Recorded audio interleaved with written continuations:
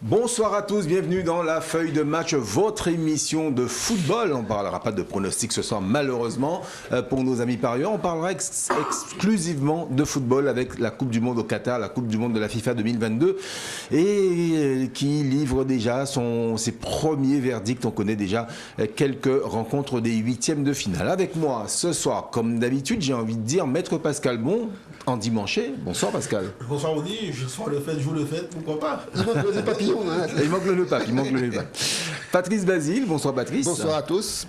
Guillaume Michaud également est là, bonsoir Guillaume. Bonsoir tout le monde. Et puis notre invité, c'est un Bruno, il s'appelle Bruno Lemoine, il est de Vieux Habitants, si mes souvenirs sont bons, et c'est l'un des gagnants. D'ailleurs, il a gagné une magnifique casquette, il a gagné autre chose que la casquette, bien évidemment, qu'on ne va pas tout dévoiler, parce que Zokevin prend tout de mais il a joué et il a gagné, donc merci d'être là, en tout cas pour venir partager ton expérience avec nous, et puis tes connaissances du football, puisque j'ai cru comprendre que tu étais un joueur de la JSVH, c'est bien ça? Oui, c'est bien ça. Oui. Et tu joues quel poste? Je joue au milieu offensif. Bah, c'est pas top en ce moment la JSVH. Hein? Oui, c'est vrai. On a fait un match hier, on a perdu. On va se relever. Il faut. On l'espère. Parce qu'il y a une belle équipe. C'était une belle équipe à l'époque. Je me rappelle à l'époque des Nel Roche, des frères Moka, des CSM JSVH. Ça valait vraiment le déplacement du côté du stade de Vieux Habitants avec une pelouse, mais qui était un véritable billard. Messieurs, nous allons donc parler en première partie, en deux parties exceptionnellement.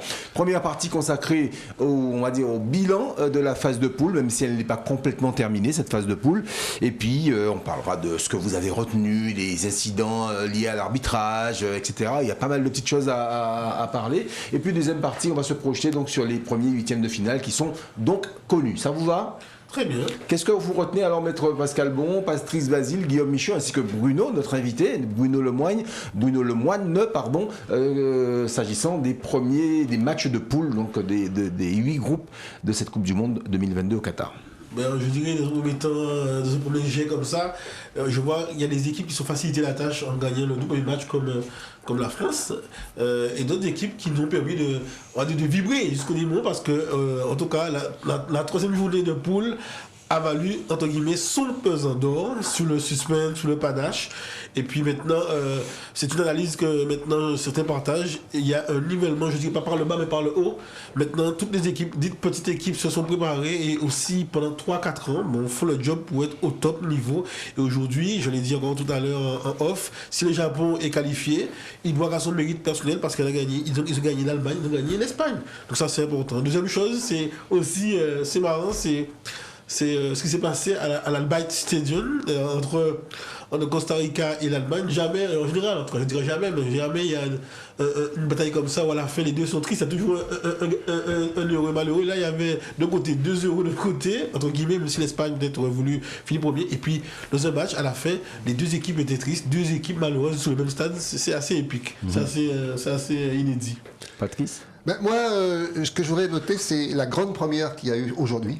Surtout, la première fois qu'une arbitre femme a pu arbitrer un match. Stéphanie Frappard, la française. En plus. Il y avait que le trio arbitral était composé exclusivement de femmes. Voilà. Non, mais c'était une première, donc ça et elle s'est bien débrouillée apparemment, puisque très bien. Le match a été parfait. À un moment donné, elle a dû arbitrer un match entre Rudiger et un autre joueur castaricien. Je me suis dit, la toute petite au milieu, eh bien, elle s'en est très bien sortie, la dame.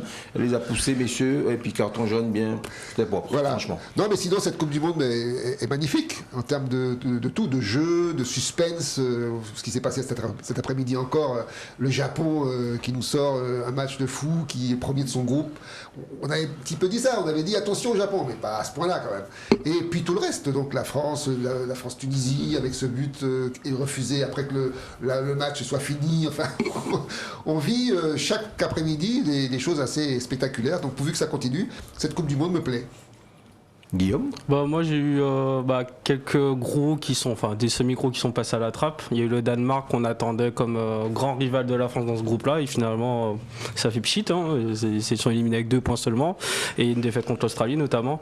Et il y en a d'autres, je pense à la Belgique qui s'est fait éliminer avec une défaite contre le Maroc, un match nul contre la Croatie. Lukaku. Et Lukaku qui a raté 3 grosses occasions en fin de match. Il a fait la feuille de match. Donc c'est dommage, je pense qu'il va le sélectionneur Martinez a remis sa démission, ça y est, on on passe à autre chose côté belge. Thierry Henry sera peut-être aussi sur le marché, donc à suivre pour les clubs de Ligue 1, on ne sait jamais. Je me demande qu'est-ce qu'il fait là d'ailleurs. Je fais l'entraîneur des attaquants. Ouais, bon, d'accord. Peut-être pas suffisamment entraîné Lukaku. Hein. Et la dernière grosse surprise, évidemment, l'Allemagne qui avait été décevant ce premier match. On s'était dit c'est peut-être les Japonais. Deuxième match, c'était très très compliqué, ils marquent à la fin. Et Mais voilà. ils ont failli faire le hold-up parfait contre l'Espagne quand même, hein, puisque Sadio Mané réussit, joue mieux sur la dernière action. L'Allemagne l'emporte sur le fil face à l'Espagne. Et là aujourd'hui, l'Allemagne est carrément Leroy éliminée. Sané, ouais, effectivement. Bah, c'est J'ai dit ça. qui Sadio Ah, Mané. Sané, mais oui, on l'a Leroy fait Sané, tout le oui, temps, c'est celle-là. clair, c'est clair. Leroy Sané, tout à fait. Et puis c'est là on se rend compte que le 7-0 que l'Espagne a mis, en fait, c'est C'est ça qui donne ça, la bah oui. qualification à l'Espagne C'est clair, finalement. c'est clair, c'est Voilà, clair. donc, c'est clair. et puis bon, parmi les petits jeunes à noter, le Gakpo, jeune attaquant hollandais là, qui. Dont tout le monde. Voilà, je pense que ça cote là. ouais. Il va être bien vendu. Et le petit Argentin Enzo Fernandez qui s'est imposé lors du match contre le Mexique, et qui a joué contre la Pologne, vraiment pas mal. Et puis aussi les gardiens. Chesney, bien sûr. Même Navas qui a finalement rattrapé ses bourdes. Donc une belle Coupe du Monde quand même. Des belles surprises. Alors Bruno, Oui. qu'est-ce que tu retiens toi de cette Coupe du Monde? Ah ben, les phases de poule, déjà il y a beaucoup de surprises. On s'y attend pas. L'Arabie Saoudite qui bat l'Argentine. Ça aussi, c'est clair. Après, aujourd'hui, il y a et la Belgique et l'Allemagne qui ne vont pas en huitième. C'est chaud quand même. Je trouve que les grosses équipes se font bousculer pas mal. Et ça montre que les petites équipes, elles ont faim. Que là, c'est la Coupe du Monde. Tout le monde se donne à fond. Hein. Et puis voilà.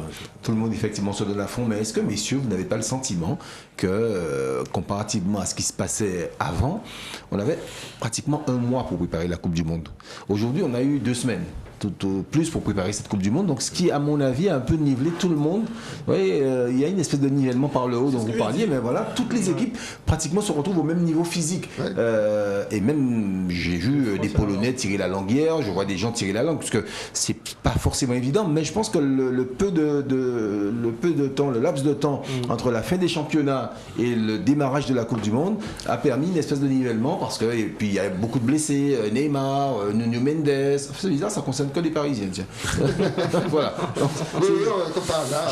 J'ai parlé de la casse après la Coupe du Monde. Ouais. Il y a de la casse. Il y a de la casse. Il y a de la casse.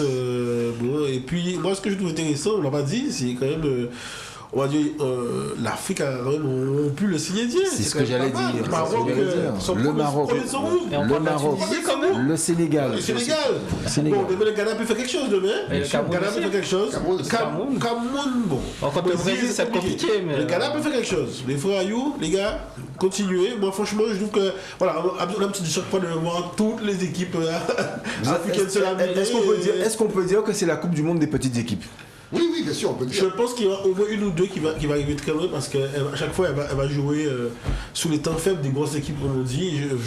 Je pense aujourd'hui, pour moi, quand on regarde, on revient là-dessus, si on revient sur tous les joueurs individuellement de l'équipe d'Allemagne, on est sur du haut niveau. C'est-à-dire qu'ils jouent dans les plus grands clubs à un haut niveau. Comme tu le dis, je pense qu'il y a eu ce problème, par exemple, l'Allemagne, de cohésion en si peu de temps. Parce qu'on voit, je sais pas si on est au football, on sait que Kimmich n'est pas latéral. Zouler, bon, c'est pas l'assurance tout risque. Donc le temps qu'un Flick puisse faire tout ça, non, il faudrait beaucoup plus de préparation, on le voit, et je le dis, aujourd'hui, pour moi, je n'ai même pas envie de dire que bon, l'Allemagne est nulle, voilà, ça fait 2 fois. Non, j'ai envie de dire qu'ils ont perdu leur qualification sous les 20 minutes face au Japon sous le mi-temps. Il n'y a que ça. Donc c'est que les petits détails finalement, quand on nivelle par le haut, que les petits détails qui font que. On regarde comment le Mexique gagne son match. Mais se fait éliminer quand même malgré belle prestation. Voilà. Pour une histoire de carton jaune en plus. Carton, pour une histoire, ils ont pris plus de cartons jaunes. Tous les détails. Quand on va faire le nivellement par le haut, le niveau haut, ça va être sur le petit détail qu'aujourd'hui. Et c'est vrai que le collectif a permis, Messi, s'il met pas ce but-là, il est en prolongation, il est même à 101e minute, 102e minute. L'Argentine est presque éliminé. Moi, je remarque une chose, c'est que il y a beaucoup les grands joueurs des grands clubs se montrent un petit peu discrets.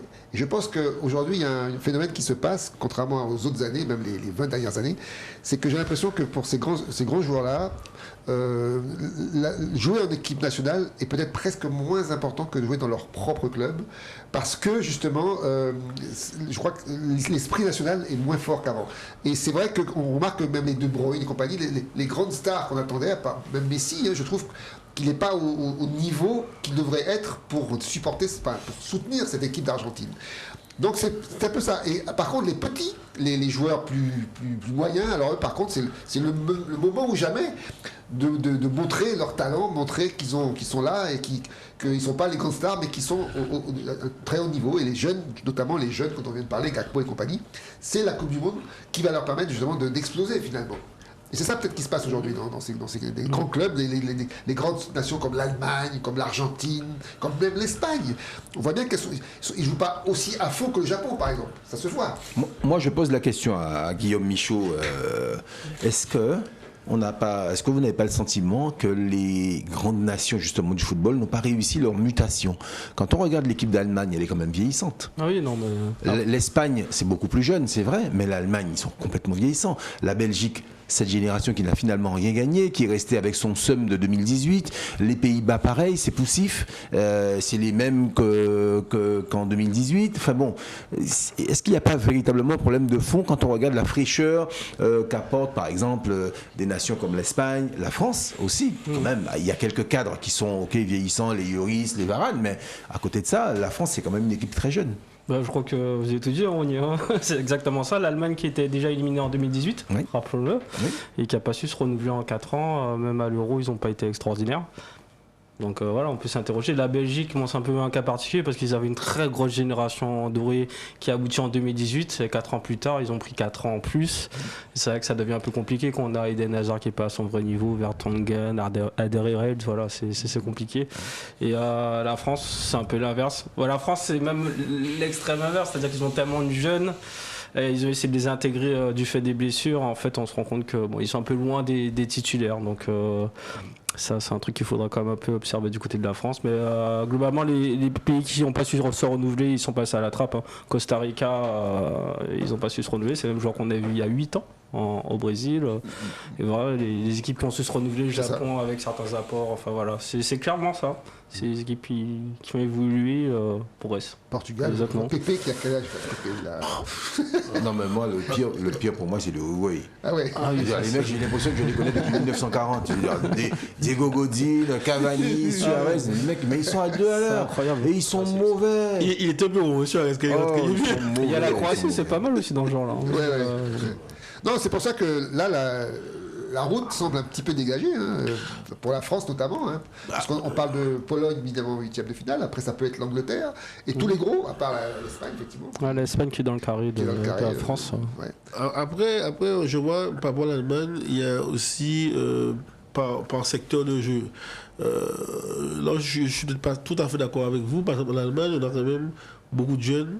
Un milieu de terrain. Oui, mais c'est le problème, c'est le neuf. Quand on regarde le nombre d'actions que l'Allemagne a eu sur ce match. C'est ça, il y avait une culture du neuf en Allemagne. Oui. Ils n'ont pas réussi à renouveler, par exemple, sur le neuf. Mais aussi derrière monsieur, si on voit la Coupe du Monde depuis qu'on... L'Allemagne n'a jamais réussi une Coupe du Monde contre son numéro 9. Aussi, mais aussi, elle avait la culture de mieux réfléchir ça. Quand on avait la défense allemande, on savait que... Ils vont prendre un but comme ça. Là, depuis les Coupes du Monde, c'est 2 buts par match, 1 but par match qui prennent. Pourtant, Rudiger, il court vite, il se permet même des... Il n'est pas très précis techniquement. Et franchement, pour moi, c'est la pire équipe d'Allemagne que j'ai vue de ma vie. Derrière, au milieu de terrain, quand même, il y a la qualité. Ouais, mais quand tu regardes il y a 8 ans, ils sont champions du monde avec une équipe, ils sont complets à tous les postes. Voilà, c'est ça. C'est des équilibres. Si on regarde la différence de qualité entre il y a 8 ans et maintenant, mais il faut regarder par poste, moi je pense. Il ne faut pas regarder seulement globalement. Il faut regarder effectivement le 9, les problèmes du 9, les problèmes de l'arrière. Parce qu'au milieu, ils sont très très jeunes. Il y a Musiala, l'entraîneur a fait des choix. Musiala, Coco. Il y avait Hummels quand même qui restait en Allemagne. Il aurait peut-être pu servir Hummels. Hummels, c'est pourquoi? C'est des histoires de personnes. Un homme de caractère. Voilà, mais il va devoir répondre à certaines. Et peut-être que des choses ont le même problème. Je sais que personne n'en parle, mais c'est vrai qu'on a. Derrière, c'est un peu juste. Hein. Oh, mais avec Upamecano. Non, sur le côté. Upamecano, Konaté, c'est bien. Sur le côté, je c'est très bien. Sur le côté, non, mais après, il y a Théo. Ouais, non, mais il y a Hernandez. Théo, c'est le seul. Et puis comment Faut pas qu'il se blesse. Non, mais Faut pas qu'il se blesse. Faut pas qu'il se blesse. si on se rend compte en France, c'est que derrière le 11, il n'y a rien. Il n'y a vraiment rien. Donc, les Alors- remplaçants, Alors le Brésil, je tous suis les postes déçu doublés. de Guendouzi, de ces mecs-là, de Verretou. Non, c'est c'est pas des bon. touristes, je suis désolé. En fait, oui, c'est ça, ils sont venus là pour remplir les cases, quoi, tout simplement. Non, faut pas dire ça. Ils ont testé, ils sont bon niveau, ça arrive. Ils vont se remettre en question. Gendouzi, Voilà. il a joué à Arsenal quand même. Il a joué à il était titulaire à Arsenal. C'est avant ça qui fait ses dents. C'est même Varane, prenez Varane par exemple. On se rend compte que Varane, quand il n'est pas encadré de joueurs forts, comme par exemple au Real Madrid, ou là, contre la Tunisie, ben, Il a paniqué quelque chose. voilà, il est pas serein. Alors, est-ce que c'est parce qu'il venait de blessure Moi, c'est le bien physique. Parce que sur le but tunisien, on voit que c'est lui. Ah bah oui. Et qui ne parle pas les 3 mètres, le gars, il déborde. C'est lui qui doit y aller. Il y a aussi Fofana sur Non, mais c'est lui qui doit y aller. Non, mais après, c'est lui qui doit y aller. le ballon, il lève les bras. Ça, c'est lui, mais après, ils sont 3. Ils sont 3, le gars est tout seul. Le gars passe les 3. Et il croise. Faut arrêter. Messieurs, on va parler peut-être des erreurs d'arbitrage, ou selon vous, ou pas, VAR, il y a eu quand même quelques... Allez, hors-jeu. Je sais pas, ouais, on peut plus de hors-jeu. Oh, c'est fatigant. Les Hein. hors-jeu. Il y a un morceau. Non, mais les gars, Trop faut arrêter. technique, trop technique sur le football.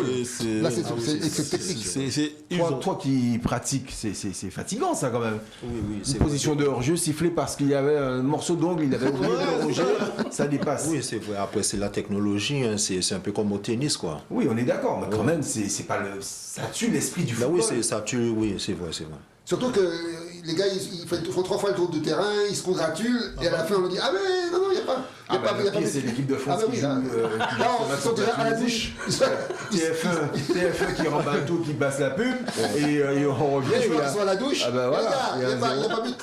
Moi, je suis mauvais de mauvaise foi, mais je reste encore perplexe. Tout le monde dit oui, c'est évident. Pour moi, à partir du moment où le défenseur fait cette tête, il remet le joueur en jeu. Pourquoi Non, mais justement, C'est pas une décision qu'on critique, c'est. Moi, sa décision aussi. c'est la diffusion. On parle de l'arbitrage, pour moi, annuler ce but-là, je comprends pas pourquoi. Bah oui, mais c'est quoi la raison? Le gars, c'est une autre phase de jeu. Il a fait le centre, il est au jeu. Le gars renvoie adverse, il récupère, il frappe. Bon, C'est quand même extraordinaire. Ça veut dire, on annule tranquillement, tout le monde est d'accord là-dessus. Moi, je sais pas. Voilà. Et en plus, il y a ça aussi. Et puis, je trouve aussi que. Il y a certains pénaltys, je trouve qu'ils sont un peu. Oui. On est en mode danseur étoile. Celui de Messi. Et Ronaldo. Messi, Et Ronaldo. Le pauvre Ronaldo. Et il l'a bien vendu. Hein. Franchement. Et pourtant, il y a la VAR. Ah oui. Le problème, c'est que la VAR se ralentit. Donc, un gars compulsé comme ça, il a l'impression qu'on lui fracasse pas. Alors qu'en fait, au ralenti, oui, ça accélère. Non, mais il y a ça. Par contre, il y a toujours eu, la Coupe du Monde, il y a toujours eu des cas. Rappelez-vous, en 98, Laurent Blanc qui se fait expulser alors qu'il est touché. Voilà. En 2014, il y avait Robben là avec sa simulation là. Oui, mais de toute façon, chaque Coupe du Monde, on a le droit. À l'époque, rappelez-vous, à l'époque de Maradona, la main de Dieu, enfin, tout ce qu'on veut. Non, par contre, il n'y en a pas eu trop quand même depuis. Voilà, après globalement, ce que je trouve intéressant sur ces phases de poule, c'est que je trouve quand même que les arbitres ont bien géré le match. C'est-à-dire, on n'a pas eu des cartons rouges, on va dire. Très peu, ouais. Je crois. Ils ont su calmer les choses. Des fois, ils parlaient, ils menaçaient du carton jaune, et puis les gars, il y avait une fermeté dans le discours qui met au gars de ne pas aller dans l'outrance. Moi, je trouvais que c'était intéressant parce que je sais que quand il y a le Uruguay qui joue, par exemple, ça peut finir en baston. Il y a une tolérance. Le Mexique aussi. Voilà. C'est vrai que comme les joueurs ont tendance à se laisser tomber maintenant de plus en plus, et surtout à faire beaucoup de cinéma, donc c'est vrai que là-dessus, je crois qu'ils ont bien réagi. Par exemple, du coup, France-Tunisie, il y a eu très peu de cartons jaunes sur la France, alors quand même qu'il y a eu pas mal de bousculades, de coups donnés, ça aurait mérité mieux. Mais bon. Non, dans la globalité, cette Coupe du Monde, elle est assez bien gérée par les arbitres. Donc pour l'instant, en tout cas. On verra pour la suite. Merci messieurs, mais on se retrouve dans un court instant. Après une page de publicité, on parlera des premiers 8e de finale. À tout de suite.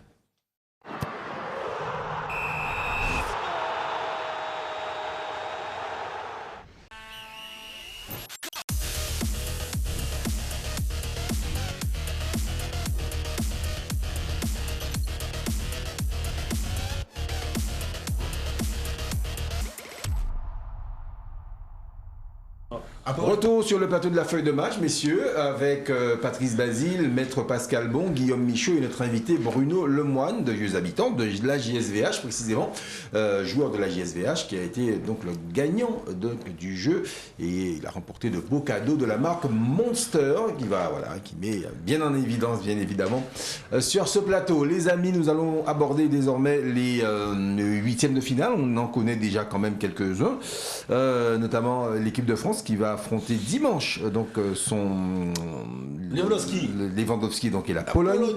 Nous avons aussi le Pays-Bas, États-Unis, Argentine, Australie, Angleterre, Sénégal, Japon, Croatie et Maroc, Espagne. Voilà donc les affiches que nous avons donc pour l'instant. Il en manque effectivement 2 sur le synthé. Il manque Japon, Croatie et Maroc, Espagne. Messieurs, à vous la parole. On va commencer par... Allez, si Morgane peut nous mettre cette image en incrustation, ce serait sympa, comme ça on pourrait faire... on va les défiler. Voilà, c'est parfait. Merci Morgane à la réalisation. Messieurs, Pays-Bas, États-Unis. C'est deux équipes. Alors, la Hollande, on l'attendait. Des fraîcheurs physiques différentes, voilà, déjà. C'est ça. Les Américains sont très virevoltants. La Hollande, on l'attendait. Les États-Unis, un peu moins. C'est la surprise aussi de ces huitièmes de finale. Des joueurs frais, comme on a dit, des joueurs qui n'ont pas de complexe, qui ont joué crânement leur chance jusqu'à présent. Et la Hollande qui revient après une grosse absence, avec une équipe jeune, qui a quelques faiblesses, mais qui peut monter en pression, comme on dit.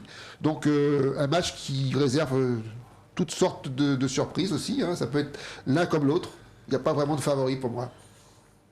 Moi, petit avantage aux Pays-Bas parce que je trouve qu'ils ont un parcours un petit peu plus difficile en ayant affronté l'Équateur et le Sénégal. C'est des matchs qui avaient été très compliqués. Bon, le Qatar, c'était la petite balade. Et les motifs d'espoir, c'est qu'il y a Depay qui est revenu, qui était titulaire contre le Qatar, donc il sera peut-être associé à Gakpo. Donc ça peut être une attaque intéressante. Derrière, c'est solide. Au milieu, il y a De Jong qui fait la transition. Donc je vais voir un petit peu favori par rapport aux États-Unis, c'est ce que disent aussi les bookmakers, donc pour un petit avantage aux Pays-Bas. Moi, je vois bien les États-Unis faire un bon match. Je les vois en progression, parce qu'en 2018, ils n'étaient pas là, ils n'étaient même pas en Coupe du Monde. Et là, vu qu'ils préparent le prochain mondial 2026, ils montent en puissance et je les vois bien pour ce match-là. Pas bête. Ouais, c'est vrai que moi je vois on parle de dynamique de groupe, je vois deux groupes qui vivent bien, je trouve, de ces équipes-là. C'est vrai que l'une va arriver avec ce côté un peu capacité de résoudre des problèmes au cours de match. Parce que le Pays-Bas, lui, les moments que tu dis, il était en fait de moments difficiles et ils ont su soit se réinventer, comme on dit, ou soit trouver les solutions pour sortir des bourbiers. Et en face, je vois effectivement, comme tu le dis, Bruno, l'équipe qui est organisé, qui a un bloc. On aurait dit vraiment. Justement, le Danemark le Danemark, quand il joue bien, quand il savent jouer au ballon, ou même l'Angleterre. Une équipe qui est. Voilà. Et c'est vrai que sur des contres avec un peu de bonne maladresse, parce qu'ils ont quand même pas mal d'occasions, avec même les Timothy Weah, toute cette espèce de jeunesse fougueuse qui attend cette Coupe du Monde, comme tu le dis, chez eux. Ils jouent, et puis, comme tu dis, certains savent jouer et très bien en Europe, ils sont dans des grands clubs, donc ils peuvent effectivement créer l'espoir, mais quand même logiquement je pense que les Pays-Bas savent faire le dos rond, ils peuvent aller plus loin, et puis on sent bien qu'avec ce jeu de joueur qu'il y a une espèce de petit TGV qui vient du Nord. On aura dans ce match trois fils d'anciens grands joueurs. Blind pour les Pays-Bas, on aura Reina pour les États-Unis et puis Weah qui joue pour les États-Unis. Pulisic, il sera. Son père jouait pour le Libéria. Mais il sera là. Il sera là parce que même blessé, il joue pas. L'Argentine va affronter, messieurs, en huitième de finale, l'Australie. Est-ce que ce sera aussi simple que ça pour les Argentins, selon vous? Bon, moi je crois que ils ont mal débuté, mais Les Argentines, mais je ne sais pas si l'Australie, encore une équipe bien organisée, teigneuse, on voit comment la France a souffert par cette équipe-là. Je pense que justement, c'est des équipes qui aiment bien les équipes qui ouvrent le jeu et qui sont joueuses pour pouvoir derrière les flinguer. c'est ce qu'ils ont encore fait magistralement. Une occasion, un but. Il y a eu 3 occasions dans le mondial, 3 buts. Ils sont à l'économie, mais ils sont hyper efficients et efficaces. Mais je vois quand même l'Argentine, avec l'équipe qu'ils ont, enfin, on va dire qu'on va la place aux jeunes, on a poussé un petit peu le curseur. Voilà, on laisse les talents au milieu de terrain on va dire, s'exprimer. À mon sens, en fait, on va peut-être sortir de cette espèce de Messi dépendance et étant donné que Messi va encore peser sur le jeu, ça va libérer de l'espace pour les autres joueurs à vocation offensive. Moi, ce que je constate, c'est que l'Argentine, qui avait commencé un petit peu timidement cette Coupe du Monde, est en train de monter en pression. Et c'est vrai que quand je vois, par exemple, Di Maria, le match qu'il a fait hier, c'était un autre Di Maria que celui qu'on connaissait déjà depuis qu'il était rentré à la Juve. Messi, ça reste Messi, hein, on n'en oublie pas. Donc effectivement, c'est une équipe qui a les moyens de faire très mal dans cette fin de Coupe du Monde. Et c'est une équipe que je prends très au sérieux. Alors qu'au début, on s'était dit, ouais, mais qu'est-ce qui se passe? Donc je pense que voilà, les huitièmes de finale de toute façon seront une autre compétition. Et on va vraiment voir les vraies valeurs se détacher là. Guillaume? Moi je trouve que c'est assez déséquilibré parce que l'Argentine ils ont un jeu assez technique, un jeu de passe, tandis que les Australiens ils courent énormément. Donc effectivement je pense qu'ils vont courir beaucoup derrière le ballon. Et puis l'Argentine sur le dernier match contre la Pologne, je les trouve très impressionnants en termes de technique. Ils auraient pu marquer beaucoup plus de buts s'il n'y avait pas un bon gardien en face. Le gardien australien est beaucoup moins bon que le gardien de la Pologne. Et peut-être le seul bémol, c'est Messi qui effectivement qui est pas dans la forme de sa vie, mais finalement les autres, ils osent un peu leur niveau et arrivent aussi à créer des actions. Et des jeunes comme Alvarez, comme Fernandez, Romero aussi. Ou le défenseur Romero par exemple, ou Acuna. Enfin voilà, il y a des joueurs qui ont pris leurs responsabilités sur ce match-là. Je pense que l'Argentine va l'emporter très facilement. Bruno? Oui, moi je pense que les Argentins quand même physiquement ils ont pris pas mal face au Mexique. Messi, il faut le dire, il n'a jamais été sorti. Donc, pour ce huitième de finale, je pense que ce sera compliqué physiquement pour les Argentins. Là, c'est le connaisseur qui parle. Je suis assez d'accord avec lui, pour le coup, puisque voilà, quand on n'est pas qualifié, on ne s'est pas qualifié au bout de 2 matchs. Alors, il y a beaucoup de lectures et puis il y a beaucoup de religions là-dessus. Hein. Certains vous disent que quand on peut enchaîner les matchs, c'est mieux. Mais sur une compétition pareille, d'autres disent que c'est mieux quand même de faire souffler donc, ce qu'on appelle le fameux match des coiffeurs. C'est ça. Je disais, l'Argentine, il y a eu 5 changements entre le deuxième et le troisième match. Il y a quand même quelques joueurs qui ont pu se reposer. Oui, on est d'accord. Puis Messi marche. Quand même, messieurs. On se dit, voilà. Match suivant, messieurs, la France va affronter la Pologne. Ce sera la Pologne pour les Bleus. Les grands Polonais, Glik, Milic. Je sais pas. C'est un match pour moi qui est un peu nébuleux, je sais pas. Ah, nébuleux. Nébuleux parce que je suis un grand fan de Lewandowski. Et je reste perplexe sur sa production au Coupe du Monde. On a les grands, on appelle les grands rendez-vous, même dans Ligue des Champions. Je ne sais pas qu'est-ce qui se passe. Voilà. Je me dis, est-ce qu'il va se réveiller contre la France? Ce serait pas bien pour nous, puisque je suis quand même supporter de la France. Et une fois que l'équipe type en face, l'équipe type de la France qui va jouer certainement autour sûrement de Giroud, et Dembélé et Mbappé, on a vu ce que vous maintenant Koundé, Hernandez, donc je suis pas trop impressionné par ce que propose la Pologne. Je pense que la France peut s'en sortir au moins 8e là-dessus. Patrice? Alors moi, je ne suis pas du tout inquiet, pour la France en tout cas, parce que je trouve que c'est un très bon tirage, si on peut parler d'un tirage. Pour nous, c'était l'adversaire idéal. D'abord parce que je suis très rassuré par les 2 matchs qui se sont produits, que la France a produits en poule. Vraiment, pour le coup, elle nous a montré une cohésion, un équilibre avec des joueurs qui sont hyper bien positionnés, puisque Griezmann, quand il recule maintenant, il nous distille des caviars, des Mbappé, des Dembélé, même des Coman. Donc, moi, sur ce match-là, je suis pas du tout inquiet, je pense que la France va se régaler, au contraire. Bien sûr, je pense que la Pologne va faire le mur, va faire le bus, comme on dit, mais bon, il y aura toujours des ouvertures, et en tout cas, c'est pas cette équipe-là qui me fait peur. Je pense que c'est une très bonne, un match intéressant pour la France. Guillaume? C'est vrai que la Pologne n'a pas tellement d'arguments pour inquiéter la France, ils vont jouer bloc bas, donc c'est vrai que là c'est peut-être embêtant pour la France, parce que la France aime bien les transitions. Mais après ça, c'est tout ce qu'ils ont, honnêtement. C'est des costauds derrière, c'est un bon gardien, mais il n'y a pas assez d'arguments. Ils se sont qualifiés in extremis parce qu'ils sont un peu plus, ils font moins de fautes que les Mexicains, mais c'est tout ce qu'ils ont. Donc non, ce sera la France avant les prolongations. Oui, moi je pense que ce sera un match assez facile pour la France. Hein.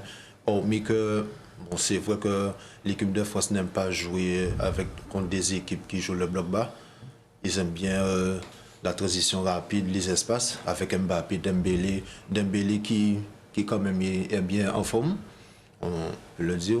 Et bon, la Pologne, c'est vrai qu'avec Lewandowski, il suffit d'une seule occasion pour marquer. Donc bon, si l'équipe de France prend un but, je pense que ce sera très compliqué.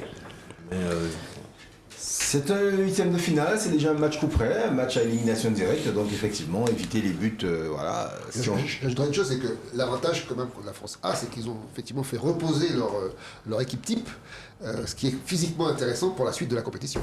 Ça peut être un avantage, en effet. Giroud peut être intéressant sur un match comme ça. Ouais. Et je pense qu'il va pas le record de Thierry Henry d'ailleurs lors de ce match. Angleterre-Sénégal, messieurs, c'est l'autre 8e de finale qui aura lieu donc dimanche. La France qui va jouer dimanche à 11h et l'Angleterre et le Sénégal vont s'affronter à 15h. Une équipe africaine en quart de finale, on peut y croire? On peut y croire parce qu'on a vu que, comme l'Espagne, après avoir écrasé l'équipe adverse dans le match, l'Angleterre peut le neutraliser. C'est une équipe bien sérieuse et qu'elle n'est pas naïve défensivement et au niveau du milieu de terrain. Il y a moyen de contrecarrer cette équipe. C'est vrai qu'il y a de la qualité. On la connaît tous les week-ends dans la première ligue.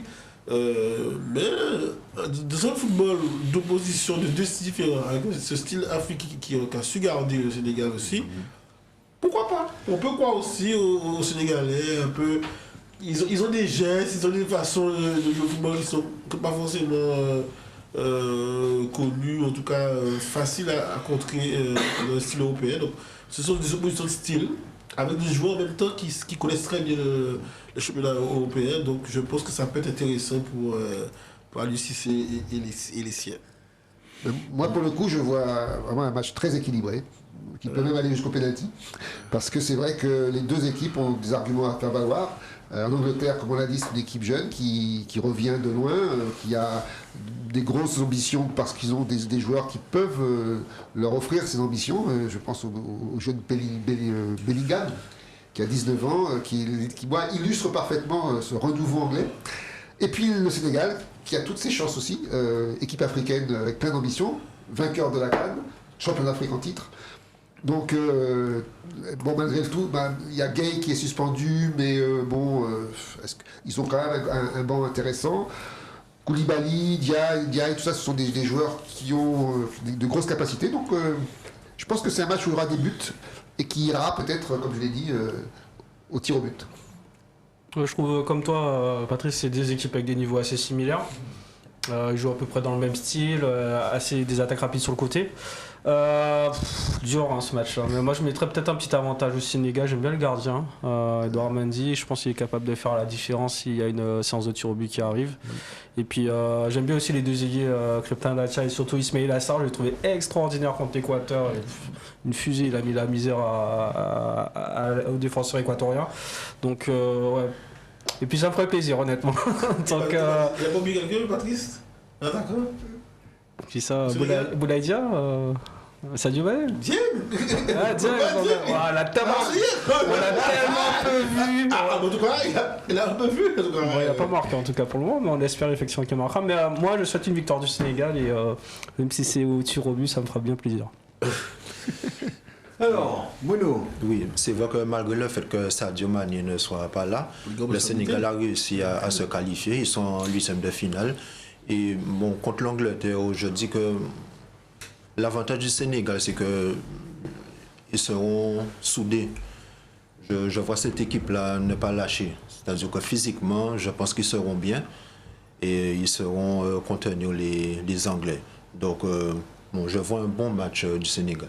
Bon match du Sénégal. Le Japon qui va affronter la Croatie. Ce sera lundi, messieurs. Le Japon qui termine premier de sa poule et la Croatie qui termine deuxième. Donc, Japon-Croatie, c'est pas une affiche à laquelle on s'attendait, forcément. Oui, et puis on a. C'est pas, j'allais dire, c'est pas des kamikazes, mais c'est bien des gladiateurs façon. Donc les Japonais là ils sont intéressants. Ils sont intéressants parce que ils tirent pleinement profit de leur petit gabarit et de la vitesse et de la technique. On découvre aussi cet attaquant qui joue pourtant dans le pays national, le championnat national, avec une détente extraordinaire. Il a marqué 2 fois d'ailleurs. Ito. Oui. Ah, d'accord. Ah ouais, Ok. il est bon, il est bien. Je pense qu'il n'a pas resté longtemps au Japon. À Reims non plus. Hein. Voilà. Donc franchement, on a une équipe qui... Voilà, on a encore une fois notre style avec une équipe qui sait jouer au ballon, qui est très technique. La Croatie, on va dire des vieux briscards, mais un peu à la Messi. C'est-à-dire c'est pas eux qui courent le ballon. Et ils savent aussi se mettre dans les espaces et avoir aussi la gestion des temps forts et des temps faibles. Donc la Croatie peut aussi tranquillement peut-être déjouer un peu cette espèce de fougue japonaise et passer, mais ça sera aussi un match équilibré. Moi, je l'avais dit déjà la semaine dernière, on est en train de voir la meilleure équipe du Japon de tous les temps. Et c'est pas pour rien qu'ils ont battu l'Allemagne, effectivement. C'est une équipe, comme je l'ai dit, qui est créative, qui est disciplinée, et puis surtout, c'est un peu comme les kamikazes de l'époque, ils jouent leur vie sur chaque ballon, quoi. Et ça, au football, ça paye. Et en face, c'est vrai que la Croatie, ils ont leur jeu, ils savent comment se placer sur un terrain, ils sont malins. Et est-ce que ça suffira face à cette furia japonaise? On se souvient que le Tora, les Japonais, quand ils attaquaient Pearl Harbor, je pense que là, ils vont aller se payer la Croatie. Et je pense qu'il va y avoir une surprise. Enfin, c'est plus une surprise au Japon, mais je pense que le Japon peut battre cette Croatie. Sans problème. Enfin, après un gros match, mais ils peuvent. Vieillissante aussi, Guillaume, la Croatie. La Croatie très vieillissante, mais il y a quand même des valeurs sûres. Moi, j'ai toujours mon petit plaisir de voir Modric faire des extérieurs du pied. Ça fait toujours plaisir. Et puis, ils ont su être assez sûrs sur certains matchs. Ils sont quand même finalistes de la dernière édition. Donc voilà, c'est un gros adversaire pour le Japon. Le Japon, là, ils ont été très très forts. Des débuts de match pas forcément toujours très prometteurs. Et souvent, c'est les changements qui font la différence. Le joueur qui rentre, Asano, à chaque fois qu'il rentre, il marque. Voilà, c'est incroyable. Minamino qui joue à Monaco, il est pas comme ça à Monaco. Il joue très bien avec l'équipe du Japon. Donc ça va jouer effectivement si la Croatie fait la différence dans la première heure. Je pense pas que le Japon va pouvoir revenir. Mais si le match est à 0-0, pourquoi pas. Donc allez, petite victoire de la Croatie pour moi à l'expérience. Et Bruno, qu'est-ce qu'il voit? La Croatie qui est toujours là. Hein. On pensait que la Croatie ne pouvait même pas se qualifier pour ce mondial. Là, ils confirment, ils sont qualifiés en 8e. Ça n'a pas été facile. C'est vrai que l'équipe est vieillissante, mais je pense que la Croatie saura gérer les temps faibles. Et puis le Japon, avec sa jeunesse, son envie, je pense que ce sera un match équilibré. Ouais, ça me semble également, en tout cas, pouvoir être un match équilibré entre ces deux formations. Et puis, si je vous dis, messieurs, le derby de Gibraltar. Ouais, c'est pas mal, ça. L'Espagne qui va affronter le Maroc. J'ai l'impression qu'ils ont quand même tout fait pour éviter la Croatie. Ceci soit dit en passant, les Espagnols qui vont donc affronter le Maroc. Ça ne peut pas donner une surprise, ça, messieurs? Une taille à encre. C'est vrai, hein. Maroc, ça joue bien quand même le Maroc. Hein. Il n'y a même pas Harit. Vous avez les Ziyech, vous avez les... là, il y a du monde. Hein. Ça joue vraiment bien. Moi, ça me fait plaisir de voir des équipes. Ces équipes-là. Avec la manière, c'est pas foot du saut. Il y a du football. Ça donne envie de regarder les matchs. Toutes ces équipes sont portées, comme j'ai dit l'autre jour, par un peuple. Ils sont portés par l'enthousiasme d'un pays. Ils représentent vraiment un pays. Et c'est ça la grande différence, j'ai l'impression, entre ces pays-là et l'Allemagne ou autres qui, eux, jouent, mais j'ai l'impression un petit peu perso, quoi. Il n'y a pas cette notion de grande nation qui va gagner une Coupe du Monde. Le Maroc, ils jouent leur vie à chaque match. Donc, oui, l'Espagne, attention, avec les Bouffal, les Mazraoui, les Hakimi, qui ont fait des super matchs jusqu'à présent. Hakim Ziyech. Ah ouais. Ziyech, là, Boukral aussi, ça joue. Hein. Non, gros match en perspective aussi sur ces matchs-là. Et c'est pas pour rien qu'ils sont premiers de leur groupe. Premiers de leur groupe, les gars. Alors qu'on ne les voyait pas, rappelons-nous, quand on faisait nos pronostics, Maroc n'était pas dans nos pronostics. Non, pas du tout. Donc, pas du tout. Donc là, on va se régaler. Hein. Je pense que ça va être des super huitièmes de finale, ça. Ouais, c'est vrai que Maroc très impressionnant, mais il faut dire aussi qu'ils sont là parce qu'il y a la Belgique. Inexistant, hein, malheureusement, c'est l'équipe qui a le plus déçu, je pense, de toutes, et par rapport au statut de favori de groupe qu'ils avaient, ils n'ont pas du tout pu le tenir. Et le Maroc a su jouer le coup, notamment sur la Belgique, avec des coups de pied arrêtés très bien tapés. Ils ont su être forts dans les moments compliqués. Le truc, c'est qu'ils n'ont peut-être pas beaucoup de moments forts contre l'Espagne, parce que vous savez que l'Espagne, ils savent garder le ballon, donc il faudra concrétiser ces moments-là. Pourquoi pas, mais je garde l'Espagne quand même parmi mes favoris, moi personnellement, et je vois bien aller assez loin de la compétition, et je pense pas qu'ils seront arrêtés par le Maroc. L'Espagne, je pense que forcément, elle aura la possession, et le Maroc, peut-être qu'ils vont jouer en bloc bas. Ce sera pas facile, mais je vois l'Espagne gagner ce match-là. Oui, je pense aussi que les Espagnols, en tout cas, ont l'avantage d'avoir déjà goûté à ce niveau-là et beaucoup plus récemment que les Marocains. Mais bon, moi je me dis que c'est quand même la Coupe du Monde de toutes les surprises. Et pourquoi pas une surprise encore en huitième de finale. Je voudrais revenir sur l'histoire de la Belgique, parce qu'on n'a pas assez dit ici, mais la Belgique, au niveau interne, avait des gros problèmes. Il faut le savoir. Oui, bien sûr. Il y a eu des bagarres à la fin du match contre le Canada. Des joueurs qui ne s'entendaient pas, qui ne se parlaient pas. Donc je vois comment on peut espérer gagner une Coupe du Monde. Ils étaient dans la même configuration que nous en 2010. Sauf qu'il n'y a pas eu de bus. On l'aura passé. Voilà. Depuis, on s'est refait la soirée. Ça, c'est pas Alice au Pays des Merveilles, l'équipe de France en ce moment non plus. Hein. Il y a quand même des petites tensions quand on entend Pavard qui se fait critiquer par son sélectionneur. Tu peux dire, c'est un problème de sélectionneur avec Pavard, ça. Parce que Pavard, il a pris la grosse tête, peut-être, je sais pas. Il y a plein de petites histoires comme ça, quand même, l'équipe de France aussi. C'est pas au point de la Belgique, quand même, je pense pas. Mais Deschamps gère quand même plutôt bien. Oui, c'est ça. Peut-être ça la différence. On sent que la différence entre 2010 et aujourd'hui, enfin, déjà même 2018, c'est avec Deschamps, on sent qu'il a la main sur son groupe. Il n'y a pas une tête qui dépasse. Voilà, tout le monde est au... Parce qu'il a su se faire respecter. Voilà. Donc pourtant, ça doit pas être facile, je pense. Non, et puis il met une tension. Il met une tension quand même. Oui. Il met une tension dans le sens où. Et puis je pense que vous avez le palmarès de Didier Deschamps. On le regarde plutôt comme ça, même si on fait 3 mètres, on le regarde plutôt comme ça, c'est bon. Non, parce que 2010, on va pas faire épiloguer sur 2010, mais c'était parce qu'il n'y avait pas de coach. Domenech, il a laissé les choses faire, il a laissé les choses pourrir surtout. Ce que Deschamps, il est incapable de faire. Parce que Deschamps, il a pris le truc en main, même Mbappé, c'est pas facile à gérer un Mbappé. Ils sont d'égo, comme on dit. Il a répondu d'ailleurs, il a dit Mbappé n'a pas d'égo. Bon. Après, il s'est non, il a juste oublié de dire chez nous. Voilà, chez nous, voilà. Parce que bon, les grandes stars ont toujours forcément. C'est un égo, c'est normal. Mais en tout cas, moi je sais que, de ce que je sais, l'équipe de France est très très bien gérée par Didier Deschamps. Et avec Deschamps, il n'y a pas une tête qui dépasse. C'est tout, c'est comme ça. Donc maintenant, son successeur, je ne sais pas de qui il s'agira, comment il fera, mais Deschamps, lui, il a la main sur son groupe. Et c'est sûr que les problèmes comme ça, et vous allez voir que même pendant la Coupe du Monde, rien ne filtre. Rien ne filtre en général. On saura après alors. Ouais, moi, après. Moi je pense aussi que les dynamiques de victoire jouent pleinement le rôle. Oui, aussi. Voilà, la Belgique, si nous avons les deux buts là, tout le monde est au sacré là. Oh là là, tout le monde s'aime. Tout le monde s'aime. Pareil, si ma grand-mère en avait, ça fait Antoine. Non, mais si l'Argentine n'avait pas gagné son deuxième match, si l'Argentine avait gagné le match, ce serait pas que les couteaux argentins qui vont tirer entre eux. Non. Je pense aussi qu'il y a la dynamique de victoire. Une fois que tout se passe bien, qu'on arrive à se parler, qu'il y a des faits, une dynamique positive, ça aide aussi à conserver au coup. J'ai aussi le sentiment que la Belgique n'a jamais oublié son élimination de 2018 face à la France. Ils ont aussi gardé cette espèce de seum là, voilà, c'est resté là.